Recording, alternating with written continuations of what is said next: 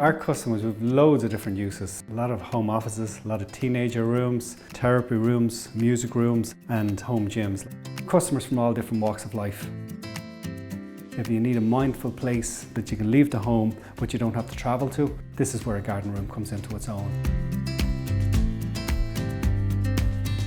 I had a high street office, which I was using, and it was a great office, but from a cost point of view, it just didn't really make sense. So I started looking around at solutions then and came across garden rooms.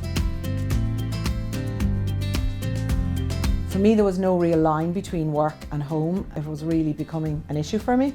I looked at renting in town, I looked at renting locally, we looked at doing an extension, all these kind of different options, and then I saw the garden rooms.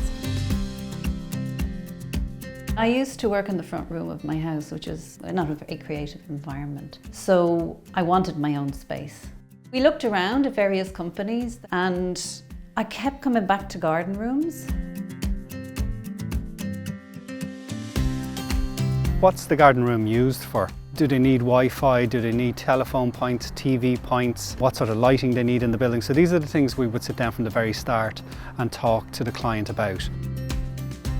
Our ethos in garden rooms is to incorporate the garden room within the garden. So it should look like it's always been there from the very start. And to do that, we need to look at the holistic view of the garden. How the garden is shaped, how the sun comes into the garden, how the garden interacts with the family home. All these elements give us the ingredients to create a specific garden room for each and every customer.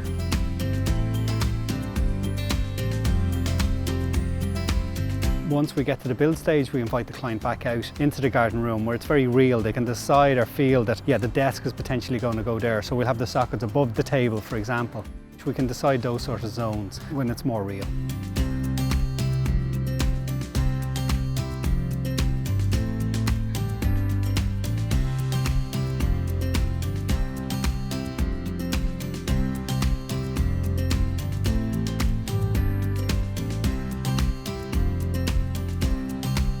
Building was wonderful. For example, we've a desk in the family, that's my husband's grandfather's desk. I suddenly thought, oh, I want to have that there, but I want to be able to see out the window at the same time. So they actually moved the window to work for the desk.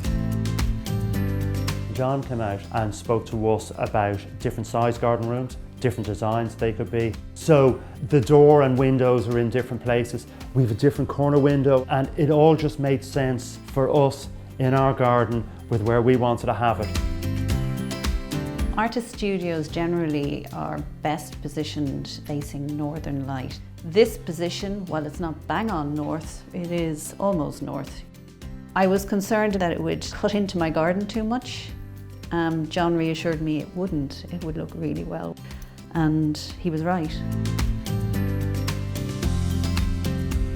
We get excited when we've got clients that have specific needs. We rise to that challenge, and I think the garden room reflects that.